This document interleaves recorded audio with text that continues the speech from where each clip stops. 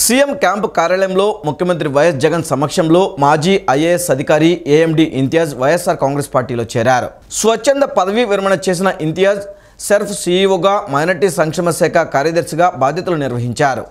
ఇంతియాజ్ నేడు ముఖ్యమంత్రిని కలిసి పుష్పగుచ్చం అందజేశారు. అనంతరం సీఎం జగన్ ఆయనకు కండువా కప్పి పార్టీలోకి ఆహ్వానించారు.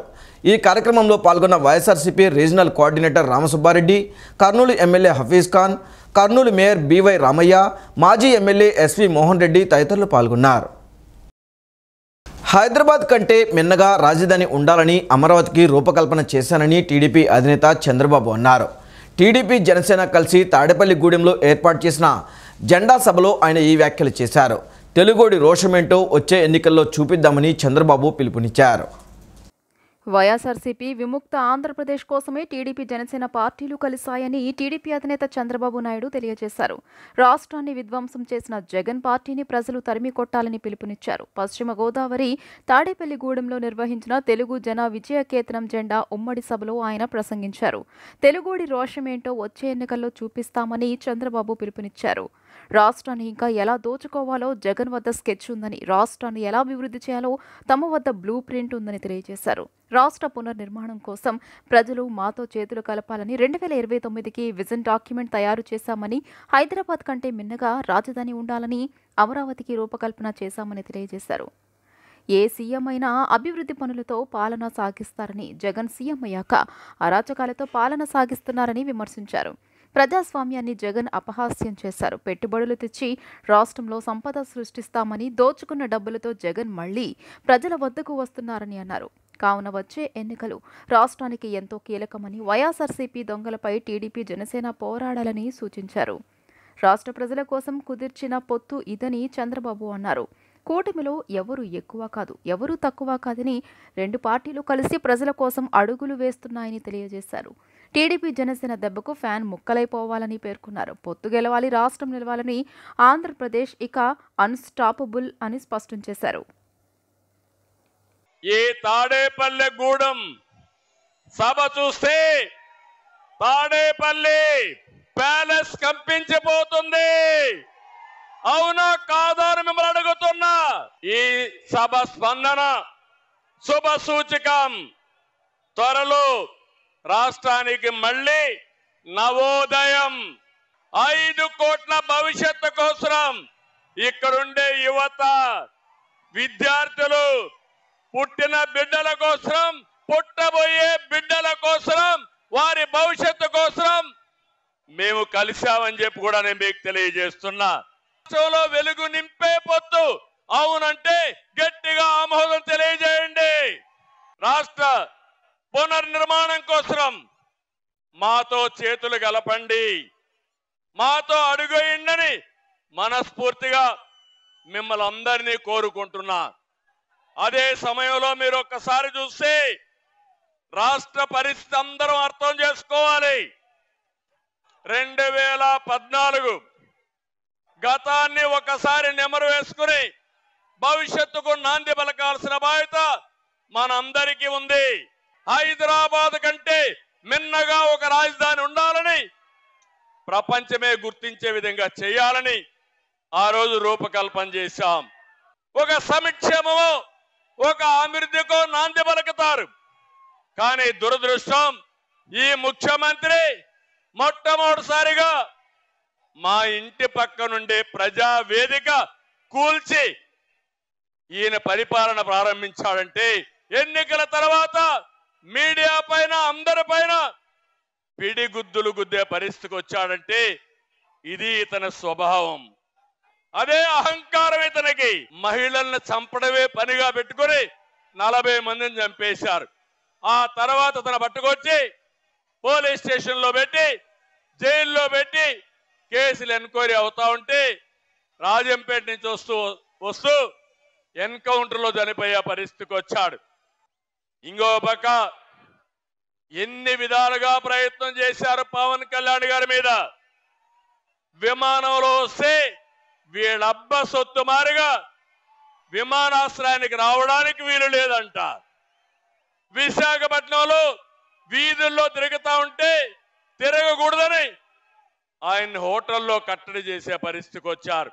ఈ రాష్ట్రం బాగు కాకుండా చూడడానికి అనేక కుట్రలు కుతంత్రాలు చేస్తారు.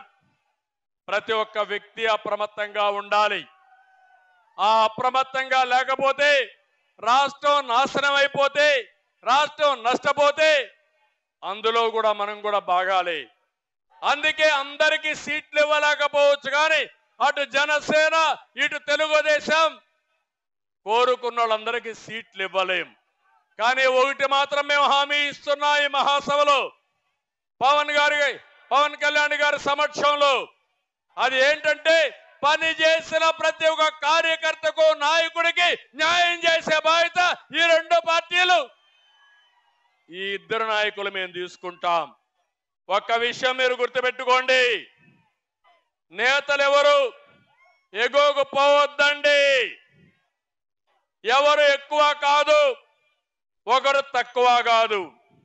ఒక పార్టీ వెనకాన మరో పార్టీ నడవడం లేదు. రెండు పార్టీలు కలిసి ప్రజల కోసం అడుగులేస్తున్నాం. ఆంధ్రప్రదేశ్లోని అన్ని వర్గాలను జగన్ మోసం చేశారని సిద్ధం అంటున్న ఆయనకు యుద్ధం ఇద్దామని జనసేన అధినేత పవన్ కళ్యాణ్ పిలుపునిచ్చారు. తాడేపల్లిగూడెంలో నిర్వహించిన టీడీపీ జనసేన ఉమ్మడి సభలో పవన్ మాట్లాడారు. Hello AP, bye bye YCP, ఇది అందరి నినాదం కావాలని సూచించారు. లేని నాలుగో పెళ్లం గురించి మాట్లాడే బదులు జగనే పెళ్లంగా రావచ్చు కానీ ఎద్దేవా చేశారు. వచ్చే ఎన్నికలకు మహాయుద్ధం ప్రకటిస్తున్నా అని జనసేన అధినేత పవన్ కళ్యాణ్ స్పష్టం చేశారు. ఒక దాష్టికుణ్ణి ఓడించి విధ్వంసకర పాలన ఆపేందుకు శంఖారావం పూరిస్తున్నామన్నారు. తెలుగుదేశం జనసేన వర్ధిల్లుతూ బీజేపీ కలిసి రావాలని కోరుకుంటున్నామని వెల్లడించారు. పొత్తు గెలవాలి, వైఎస్ఆర్సీపీ పోవాలని పిలుపునిచ్చారు. Hello AP, by by YCP, ఇది అందరి నినాదం కావాలని సూచించారు. పవన్ కళ్యాణ్తో స్నేహం చచ్చేదాకా ఉంటుందని వెల్లడించారు. పవన్ కళ్యాణ్తో శత్రుత్వం, అవతలి వాళ్లు చచ్చేదాకా పోతున్నారు. తనకు నాలుగో పెళ్లం జగనేనేమో అని విమర్శించారు.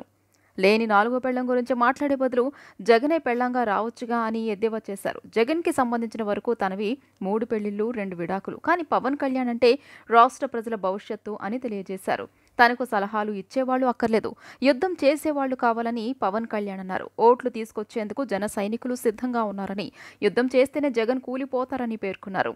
ప్రజల నాడి తెలియకుండా దశాబ్దం పాటు పార్టీని నడపగలమా అంటూ పవన్ ప్రశ్నించారు. ఏమీ చేయకున్నా జగన్ను పొగిడే సమూహం ఆయనకు ఉందని, నా సమూహం నన్ను ఎందుకు ప్రశ్నిస్తోందంటూ ప్రశ్నించారు.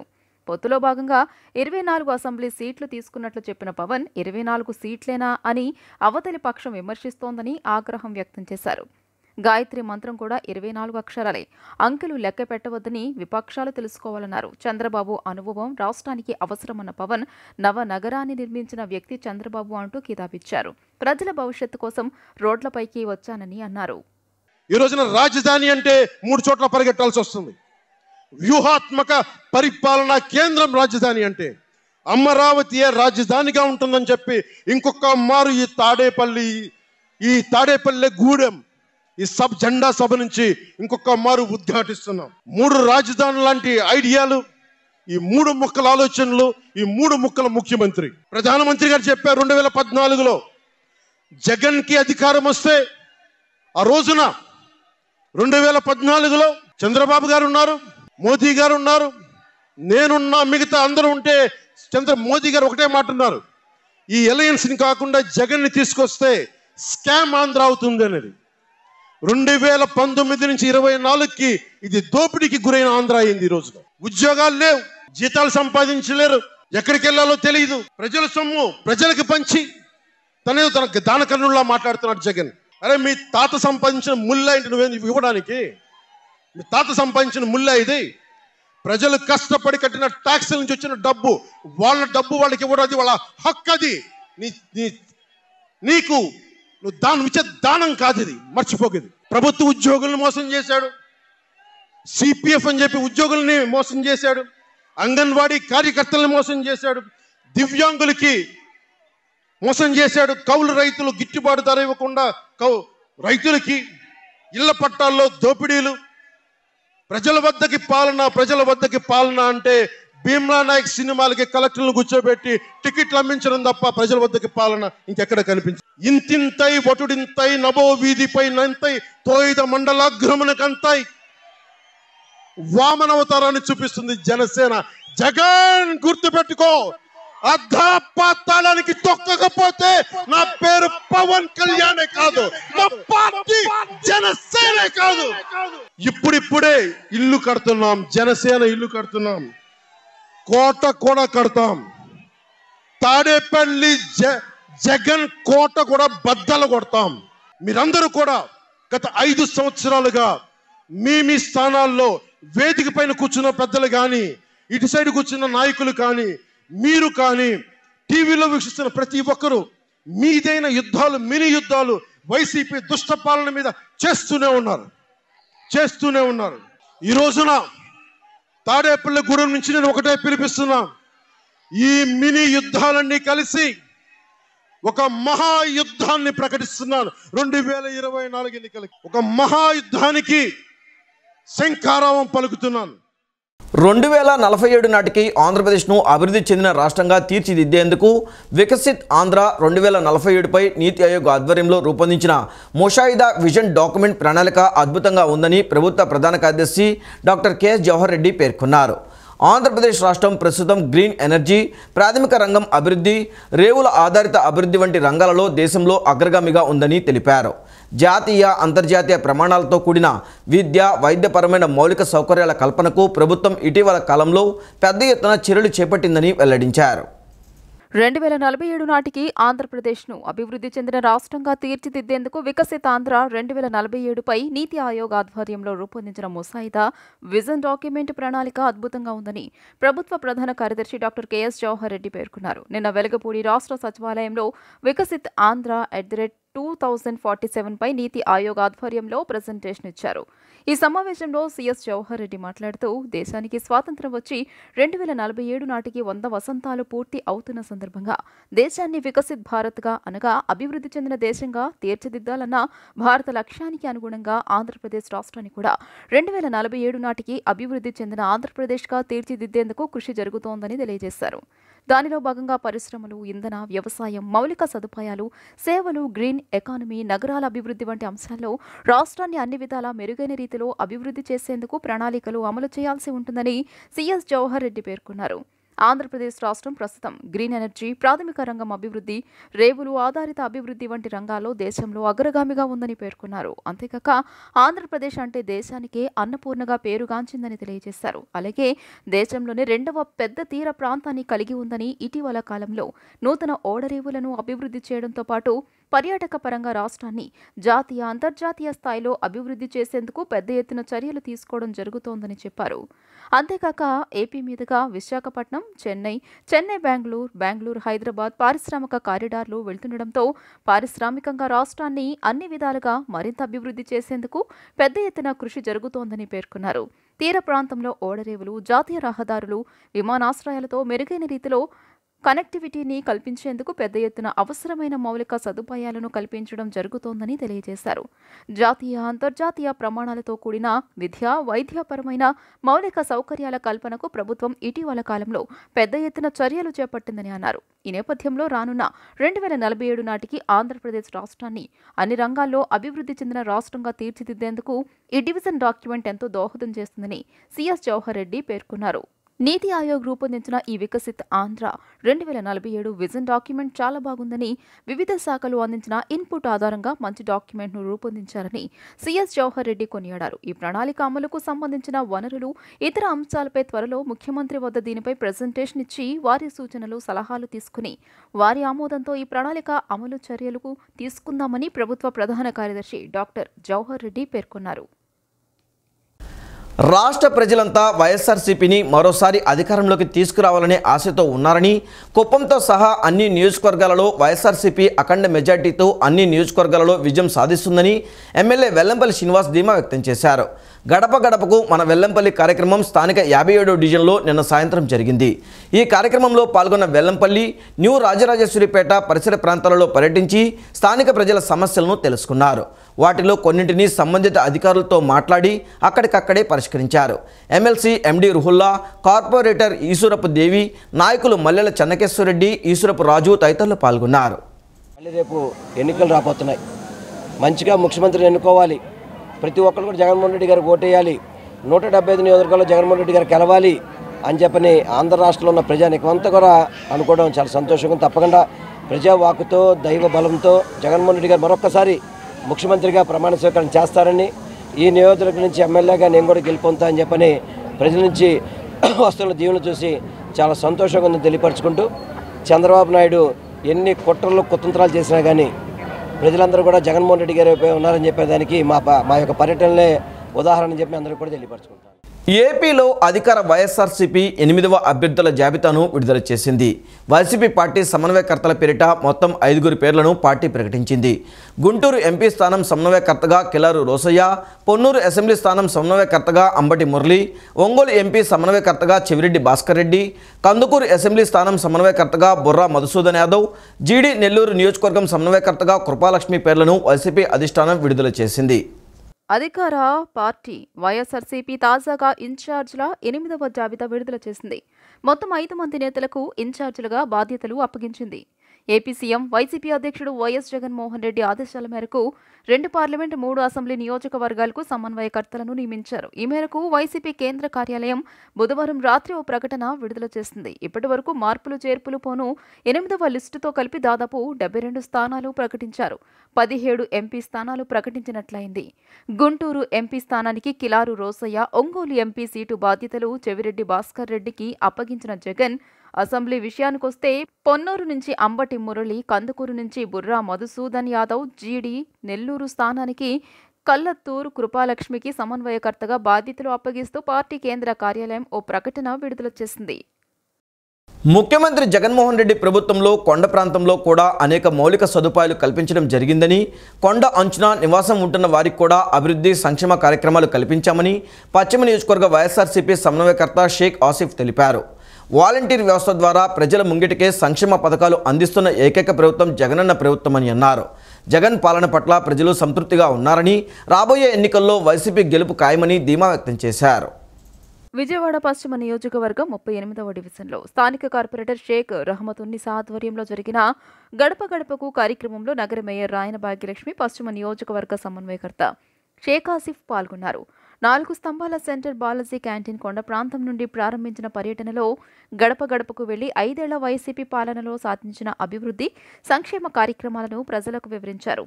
ప్రజల సమస్యలను అడిగి తెలుసుకున్నారు. ఈ సందర్భంగా ఆసిఫ్ రాయన భాగ్యలక్ష్మి మాట్లాడుతూ, కొండ ప్రాంతంలో పర్యటించినప్పుడు ప్రజలు జగన్ పాలన పట్ల సంతృప్తి వ్యక్తం చేస్తున్నారని అన్నారు. మళ్లీ జగన్మోహన్ రెడ్డి ముఖ్యమంత్రి కావాలని, తమ ఆశీస్సులు జగన్కు ఉంటాయని ప్రజలు చెబుతున్నారని తెలియజేశారు. జగనన్న ఇచ్చిన హామీలు 98% అమలు చేశారని అన్నారు. పొత్తుల కోసం పాకులాడుతున్న టీడీపీ, జనసేన ప్రజలకు ఎటువంటి హామీలు ఇవ్వలేదన్నారు. ఎన్నికల సందర్భంగా ప్రజల ముందు మాయ మాటలతో వస్తున్నారని ప్రజలు నమ్మవద్దని కోరారు. ఎటువంటి మోసాలు చేశారు, ఎటువంటి మాయ హామీలు ఇచ్చారో మీరందరూ ఒకసారి గుర్తు చేసుకోవాలి. తప్పకుండా జగన్మోహన్ రెడ్డి గారు ఏదైతే హామీలు ఇచ్చారో 3648 కిలోమీటర్ల సుదీర్ఘ పాదయాత్రలో ఏదైతే హామీ ఇచ్చి నేను ఉన్నాను, నేను విన్నాను అని చెప్పేసి హామీలు ఇవ్వడం జరిగింది. మరి ఆ పాదయాత్రలో ఏదైతే కష్టసుఖాలు తెలుసుకొని ప్రజలకి మంచి అవకాశాలను నేను కల్పిస్తాను, ప్రతి ఒక్కరికి కూడా నేను సంక్షేమ పథకాలు మీ ఇంటికి చేకూరుస్తానని చెప్పేసి ఇచ్చిన హామీలు ఈ యొక్క రాష్ట్ర ప్రజలు ఎవరు మర్చిపోరు. తప్పకుండా ఇది ప్రజాపాలన, ప్రజలు బాగా సుఖ సంతోషాలతో ఉన్నారంటే మీరు అర్థం చేసుకోగలరు. జగన్మోహన్ రెడ్డి గారు ఏ వరకు పాలన చూపిస్తున్నారో, ఎటువంటి పాలన అందిస్తున్నారో అందరూ మీరు గమనించాల్సిన అవసరం ఉంది. గత 40-50 ఏళ్ళ నుంచి మేము నానా నరకం పడుతున్నాము అని చెప్పి గతంలోన వెల్లంపల్లి శ్రీనివాసరావు గారు గడప గడపకి వచ్చిన టైంలోన వాళ్ళు వ్యక్తం చేయడం జరిగింది. త్వరితగతినే పైనుంచి ఏదైతే వాగు వస్తుందో ఆ వాగు వాటర్ పూర్తిగా ఇళ్లల్లోకి వెళ్ళిపోయే అంతగా వాళ్ళు నానా నరకం పడుతుంటే ఆ వాగుని కంట్రోల్ చేయటమే కాకుండా పైప్ లైన్లు వేసి పైప్ లైన్ల ద్వారా సపరేట్గా ఆ వాటర్ని డ్రైనేజీలోకి పంపించే విధంగా అన్ని రకాల చర్యలు చేపట్టి ఈరోజు 38వ డివిజన్లోన ఎలాంటి ఒక కార్యక్రమం అయినా కానీ పూర్తి స్థాయిలో మేము విన్నాము అన్న దిశగా జగన్మోహన్ రెడ్డి గారి ఆధ్వర్యంలో పూర్తిగా ప్రతి ఒక్క రోడ్డు, ప్రతి ఒక్క వాటర్ పైప్ లైన్లు కానీ, డ్రైన్లు కానీ, వాటర్ సప్లై కానీ అన్ని విషయాల్లోన మేము పూర్తిగా రిటైనింగ్ వాల్స్ నిర్మించడం కానీ, కొండ ప్రాంతంలోన ఎలాంటి ఒక అభివృద్ధి పనైనా కానీ, మెట్లైనా కానీ, స్తంభాలైనా కానీ, 3 ఫేజ్ కరెంట్ అయినా కానీ పూర్తి స్థాయిలో జగన్మోహన్ రెడ్డి గారి పరిపాలనలోన పూర్తిగా అభివృద్ధిలోకి తీసుకెళ్ళామని నేను గంట పదంగా మేము తెలియజేయగలుగుతున్నాం. కార్పొరేటర్ రహమతున్నిసా మాట్లాడుతూ తమ డివిజన్లో 5 కోట్ల రూపాయలతో సీసీ రోడ్లు వేశామని, జగన్మోహన్ రెడ్డి పరిపాలనలో వెల్లంపల్లి సారథ్యంలో సాధించామని చెప్పారు. గతంలో 4 కార్పొరేటర్లు ఉన్నవారు వేయించలేకపోయారని అన్నారు. డివిజన్లో అన్ని మౌలిక సదుపాయాలు కల్పిస్తున్నట్లు తెలియజేశారు.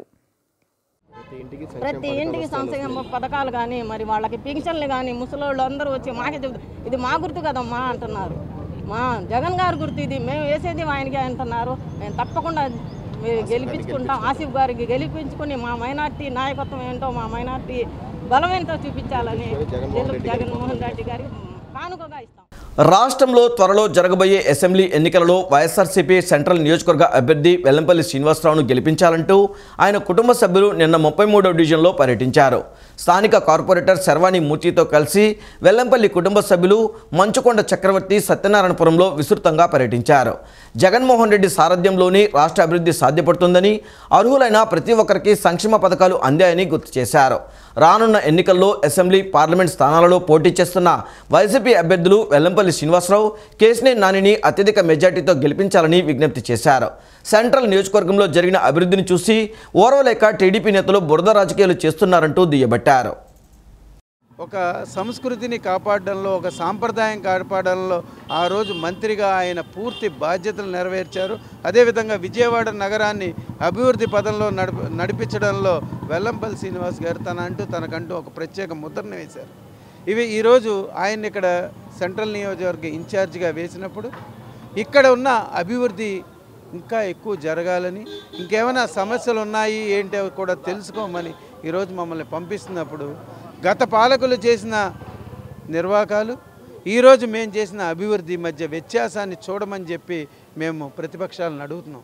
ఎందుకంటే ఎక్కడెక్కడో కూర్చుని ఏదో మాట్లాడడం కాదు, ప్రజల దగ్గరకు వచ్చి డివిజన్లో జరుగుతున్న అభివృద్ధి పనుల మీద ఎక్కడైనా కూడా మేము బహిరంగ చర్చకి సిద్ధం. ఈ డివిజన్ అత్యంత మెజారిటీతో వెల్లంపల్లి శ్రీను గారిని మొదటి సీటుగా జగన్మోహన్ రెడ్డి గారి గెలుపుతో బహుమతి ఇస్తామని మీ ద్వారా ప్రతిపక్షాలు. ఇక్కడ స్థానిక కార్పొరేటర్ చాలా బాగా పనిచేస్తున్నారు. ఎప్పుడు పిలిస్తే అప్పుడు అందుబాటులో ఉన్నారు. ఎప్పుడు ఏ టైం అయినా కానీ ఇక్కడ స్థానిక కార్పొరేటర్ గారు అందుబాటులో ఉన్నారు. ఏ సమస్య కానీ వెంటనే పలుకుతారని చెప్తున్నారు. అదొకటే కాకుండా ఇక్కడ అర్హత ఉన్న ప్రతి ఒక్కరికి సంక్షేమం అందిస్తున్నారు. అలాగే అభివృద్ధి కూడా అందిస్తున్నారు. ఇక్కడ ఈ గత 3 సంవత్సరాల్లో 16 కొత్త రోడ్లు కానివ్వండి, అండర్ గ్రౌండ్ డ్రైనేజ్ సిస్టమ్ కానివ్వండి, దాన్ని పంపింగ్ కానివ్వండి, అలాగే కన్యక పరమేశ్వరి గుడి కానివ్వండి, ఇక్కడ మరి ఎన్నో అభివృద్ధి కార్యక్రమాలు ఇక్కడ స్థానిక కార్పొరేటర్ గారు చేపడుతున్నారు. చక్కగా ఈరోజు వెళ్ళి మా చిన్నపిల్లలు మంచి ఇప్పుడు చదువుకుంటున్నారన్న, వాళ్ళు 3 పూట్ల భోజనం పెడుతున్నారన్న అని తృప్తిగా చెప్తుంటే మాకు చాలా ఆనందకరంగా ఉంది. జగన్ గారు చేసే పనులు మొత్తం నేను చాలా చక్కగా ఉన్నాయి. అదేవిధంగా 175 నియోజకవర్గాలు కూడా అన్నీ ఇప్పుడు సెంట్రల్ నియోజకవర్గం నేను వెల్లంపల్లి శ్రీనివాస్ గారికి భారీ మెజార్టీ గెలిపి జగన్ ఇప్పుడు కానుకుంటాం. దేనికంటే అంటే జగనన్న చేసిన సేవలు అట్లాంటివి కాబట్టి మన ఇప్పుడు 57వ డివిజన్లో కాదు, మా సెంట్రల్ డివిజన్లో మంచి మెజార్టీ ఇస్తామని చెప్పారు. తాడేపల్లిగూడెంలో నిన్న నిర్వహించిన జనసేన టీడీపీ ఉమ్మడి బహిరంగ సభ చూసి జగన్ అండ్ కోకు భయం పట్టుకుందని తిరుపతి నియోజకవర్గ జనసేన ఇన్ఛార్జ్ కిరణ్ రాయల్ తెలిపారు. ఈ సభను చంద్రబాబు జనసేన కోసం పెట్టలేదని, వైసీపీ ప్రభుత్వం పతనం కోసం సభ పెట్టారని చెప్పారు. ప్రజలు బటన్ నొక్కితే 2 దశాబ్దాల పాటు వైసీపీ కనిపించదని, ప్రజలు కొట్టే దెబ్బకు ఈసారి జగన్ అడ్రస్ గల్లంతవడం ఖాయమని స్పష్టం చేశారు. విజయవాడ వన్ టౌన్లోని పశ్చిమ నియోజకవర్గ జనసేన కార్యాలయంలో నియోజకవర్గ ఇన్ఛార్జ్ పోతిన మహేష్తో కలిసి తిరుపతి నియోజకవర్గ జనసేన ఇన్ఛార్జ్ కిరణ్ రాయల్ విలేకరుల సమావేశం నిర్వహించారు. సమావేశంలో ఆయన మాట్లాడుతూ, నిన్న జరిగిన టీడీపీ జనసేన ఉమ్మడి సభకు గ్రౌండ్లో ఎంతమంది ఉన్నారో బయట కూడా అంతే మంది జనాభా ఉన్నారని, పోలీసులను అడ్డం పెట్టుకుని తమ వాళ్లను చాలా చోట్ల అడ్డుకున్నారన్నారు. పోలీసులు కూడా ఆలోచన చేయాలని, ప్రభుత్వం శాశ్వతం కాదన్నారు. జగన్ మాట్లాడితే చొక్కా మడత పెడుతున్నారని, 4 ఏళ్ల క్రితమే జన సైనికులు చొక్కా మడత పెట్టారని తెలియజేశారు. కృషికొండలో ప్యాలెస్ ఎవరి కోసం కట్టారో సీఎం జగన్మోహన్ రెడ్డి చెప్పాలని, అక్కడ రూమ్ బుక్ చేసుకునే అవకాశం ఉంటే తమ జనసేనకు అవకాశం ఇవ్వాలని కోరారు. 450 కోట్ల రూపాయలతో ఆ భవనంలో ఏం కట్టారో తాము చూస్తామని తెలిపారు. టీడీపీ జనసేన 135, 140 స్థానాలు సాధించడం తథ్యమని, తమకు సలహాలు ఇవ్వొద్దని పవన్ చాలా స్పష్టంగా చెప్పారన్నారు. కానీ కొంతమంది ఇంకా సలహాలు ఇస్తూ సంబరపడుతున్నారని, ఇంకొంతమంది తమకు ప్రేమ లేఖలు రాస్తున్నారని, లేఖలతో కష్టాలు తీరవన్నారు. జగన్ వంటి రాక్షసుడిని తరిమి కొట్టాలంటే యుద్ధం చేయాలని తెలియజేశారు. ఎంత కష్టం ఎలక్షన్ చేయాలంటే, ఈ జగన్మోహన్ రెడ్డి రాక్షసుడు ఎలక్షన్ చేయాలంటే వాళ్ళు 100 కోట్లు పెట్టి ఎలక్షన్ చేసినప్పుడు మనం కనీసం మన స్థాయి దగ్గర ఎలక్షన్ చేయాలి. పవన్ కళ్యాణ్ గారికి లేఖలు రాయడము కరెక్ట్ కాదు. మేము గౌరవిస్తున్నాము, ఆ గౌరవాన్ని మీరు కాపాడుకోండి. మాకు తెలియక రాజకీయాలు అంటే లేఖల ద్వారా కాదు, ఇది లేఖల రాజకీయాలు కాదు. ఇప్పుడు యుద్ధం రాజకీయం చేయాలి. లేఖ రాజకీయాలు ఎప్పుడో నాటి సెంచురీలో లేఖలు రాసేవాళ్ళు రాజకీయాలకి. ఇప్పుడు లేఖలు రాస్తానండి, నాకు అర్థం కాదు. ఈ టైంలో కూడా యుద్ధాలు చేసే సమయంలో లేఖలు రాస్తారా? ఇవన్నీ కూడా ఖండిస్తున్నాం. పొద్దున కూడా ఇంకో పెద్ద మనిషి లేఖ రాసినాడు.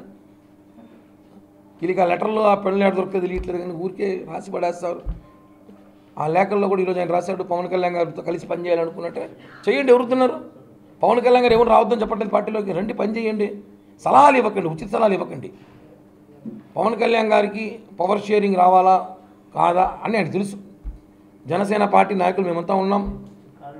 లక్షలాది మంది అభిమానులు ఉన్నారు పవన్ కళ్యాణ్ గారికి. పవన్ కళ్యాణ్ గారికి తెలుసు రేపు రాబోయే రోజులు రాష్ట్ర ఎటుంటుందో. మేము 24 స్థానాల్లో పోటీ చేస్తున్నాం, బీజేపీ పోటీ చేస్తుంది. రేపు రాజకీయాల్లో ఏమైనా మిరాకిల్ జరగచ్చు. ఈ 5 ఏళ్లలో పథకాల వల్ల ఒక్క పేదవాడైనా సరే ధనికుడు అయ్యాడా? దమ్ముంటే చూపించాలి. జగన్మోహన్ రెడ్డి గారు కానీ, వైసీపీ నాయకులు కానీ, సజ్జల రామకృష్ణారెడ్డి కానీ ఎవరికైనా సవాల్ ఇసురుతూ ఉన్నాం. జనసేన పార్టీ నుంచి ఒక్క పేదవాడైనా సరే ఈ 5 సంవత్సరాల్లో మీ బోడి పథకాల వల్ల ధనికుడు అయ్యాడా? ఒక్కళ్ళైనా చూపించాలి. మీకు దమ్ముంటే ఈ సవాల్ స్వీకరించాలి. పవన్ కళ్యాణ్ గారి మీద పదే విష ప్రచారం చేసే వాళ్ళకి ఈసారి తొక్కేస్తాం. ఊరుకునే పని లేదు. మీరేదో ఇందాక చెప్పారు మా రాయలను కూడా కాలర్లు మడత పెడతాం కాదు, కర్ర వెనక్కి తిప్పిదంతాం ఈసారి. నిన్నే పవన్ కళ్యాణ్ గారు కూడా చెప్పారు. Amaravati rare disease organisation ARDO ఆధ్వర్యంలో ప్రపంచ అరుదైన వ్యాధుల దినోత్సవం సందర్భంగా కండరాల డైస్ట్రోఫీ వ్యాధిపై అవగాహన ర్యాలీ నిన్న నిర్వహించారు. వ్యాధిగ్రస్తులను ఆదుకునేందుకు ప్రభుత్వం పెన్షన్ ఇవ్వాలని, ప్రైవేట్ కంపెనీలు ముందుకు రావాలని ARDO వ్యవస్థాపక అధ్యక్షురాలు సుంకర శోభారాణి కోరారు. Amaravati rare disease organisation ARDO ఆధ్వర్యంలో ప్రపంచ అరుదైన వ్యాధుల దినోత్సవం సందర్భంగా కండరాల డైస్ట్రోఫీ వ్యాధిపై అవగాహన ర్యాలీ నిన్న నిర్వహించారు. ARDO వ్యవస్థాపక అధ్యక్షురాలు సుంకర శోభారాణి మాట్లాడుతూ కండరాల క్షీణత అనేది ఒక అరుదైన వ్యాధి అని చెప్పారు. కింద కూర్చుని లేవలేకపోవడం, నడుస్తూ పడిపోవడం జరుగుతుందని చెప్పారు. దీనిపై ప్రజల అవగాహన కల్పించేందుకు ఈ ర్యాలీ నిర్వహించామన్నారు. వ్యాధిగ్రస్తులను ఆదుకునేందుకు ప్రభుత్వం పింఛన్ ఇవ్వాలని, ప్రైవేట్ కంపెనీలు ముందుకు రావాలని కోరారు. క్రెడాయి సభ్యులు KVV రవికుమార్, GSR మోహన్ రావులు పలువురు వ్యాధిగ్రస్తులకు 3 చక్రాల సైకిళ్లు ఇవ్వడాన్ని అభినందించారు. BRTS రోడ్ ఫుడ్ జంక్షన్ వద్ద ర్యాలీని ఎమ్మెల్యే మల్లాది విష్ణు ప్రారంభించారు. వైద్యులు అనిల్ కుమార్, ప్రవీణ్ కలపాల పలు సూచనలు, సలహాలు అందించారు. Inner wheel club of Vijayawada divas అధ్యక్షురాలు యడ్ల స్వరూప, సభ్యులు ఐకాన్ పబ్లిక్ స్కూల్ డైరెక్టర్లు కొండశెట్టి రాజేంద్ర, యడ్ల పార్థసారథులు మాట్లాడుతూ ARDOకి తమ వంతు సహాయ సహకారాలు అందిస్తామని తెలియజేశారు. సహాయం చేయడానికి గవర్నమెంట్ కానీ, ప్రైవేట్ సంస్థలు కానీ ముందుకొచ్చి బ్యాటరీ వీల్ చైర్స్ కానీ, కేర్ టేకర్ అలవెన్స్ కానీ, తర్వాత పెన్షన్ ఇష్యూ కానీ, ప్రతి ఒక్కటి జెనెటిక్ టెస్ట్ కానీ, ఒక మస్కులో డిస్ట్రఫీ ఉంది అని తెలియడం కోసమే జెనెటిక్ టెస్ట్కి 25,000 అవుతుంది. అంటే ఒక డిసీజ్ కన్ఫర్మ్ చేయడానికి 25 అవుతుంది. ఇక విలేజెస్లో ఉన్న వాళ్ళ పరిస్థితి చెప్పక్కర్లేదు. ఈ మస్కులో డిస్ట్రఫీ అంటే ఏంటో కూడా తెలియదు. పోలియోకి దీనికి సంబంధం లేదండి. పోలియో కంటే 100 టైమ్స్ ఎక్కువ గల ఈ మస్కులో డిస్ట్రఫీకి కేర్ తీసుకొని గవర్నమెంట్ కానీ, ప్రైవేట్ సంస్థలు కానీ ముందుకొస్తాయని ఆశిస్తున్నాను. వీళ్ళ బాధలను చూసి వాళ్ళ కోసం ఏం చేయొచ్చు అనే దానికోసం అందరూ కంకణం కట్టుకుంటారని నేను ఆశిస్తున్నాను. ప్లస్ ఇంకేంటంటే వీళ్ళందరూ స్కూల్కి వెళ్ళే వాళ్ళు, కానీ స్కూల్కి వెళ్ళే ఏజ్లో కూడా వీళ్ళని స్కూల్కి వెళ్ళని పరిస్థితిలో ఉన్న వాళ్ళకి, బెడ్ మీద ఉన్న వాళ్ళకి మేమే స్వచ్ఛందంగా జూమ్లో ఆన్లైన్ క్లాసెస్ కండక్ట్ చేస్తున్నాం. ఇది మోటివేషన్గా కానీ, ఎడ్యుకేషన్గా కానీ వేస్తున్నాం. కాకపోతే ఏంటంటే ఇట్లా మేము క్లాస్ కండక్ట్ చేసిన దానికి ఐడెంటిటీ లేదు. దీన్ని కూడా ఏంటంటే ఓపెన్ స్కూల్ లాగా తీసుకొచ్చి వీళ్ళ కోసం ఏమైనా చేయొచ్చు అనే దానికి ముందుకు వస్తే బాగుంటుందని ఇంపాక్ట్ ఇంటర్నేషనల్ నుంచి అండ్ ARDO సంస్థ నుంచి మేము కోరటం జరుగుతుంది. ఈ ARDO సంస్థకి సపోర్ట్ చేసిన ప్రతి ఒక్కరు ధన్యవాదాలు. ఓకే, ధైర్యం నింపడం కోసం, వాళ్ళలో మనోధైర్యం నింపడం కోసం ఈ విధంగా ఈరోజు మేము వివిధ సంస్థల ఆధ్వర్యంలో ర్యాలీ నిర్వహించడం జరిగింది. ఐకాన్ పబ్లిక్ స్కూల్, అలాగే రోటరీ ఇంటర్నేషనల్ వాళ్ళు, rotary women's club, inner wheel club divas వాళ్ళు, అలాగే ARDO Amaravati rare disease organisation, అట్లాగే ఇంపాక్ట్, అలాగే ఇంకా ఇతర చాలా విజయ కాలేజ్ నుంచి కూడా పిల్లలు వచ్చారు, అలాగే ఐకాన్ స్టూడెంట్స్ పిల్లలు వచ్చారు. వీళ్ళందరూ కూడా ఇక్కడ అవేర్నెస్ కార్యక్రమం నడవడం కోసం 1 కిలోమీటర్ వాక్ పెట్టాము. ఈ వాక్ చాలా సక్సెస్ఫుల్గా మల్లాది విష్ణు గారు ఈ వాక్ని ప్రారంభించారు. ఈరోజు ఈ వాక్ అంతా కూడా చక్కగా ఈ కార్యక్రమం మాకు ఇప్పుడే ముగిసింది. సో అందరికి కూడా ఈ అవేర్నెస్ క్రియేట్ చేయడం కోసం మేము ఇది ఏర్పాటు చేసామండి. ఇది యాక్చువల్గా జెనెటికల్ డిసీజ్ అండి. పుట్టుకతోనే వ్యాధి ఉంటుంది, బట్ ఐడెంటిఫై తర్వాత ఏదో స్టేజ్లో ఐడెంటిఫై అవుతుంది. ఈ వార్తలు ఇంతటితో సమాప్తం. నమస్కారం.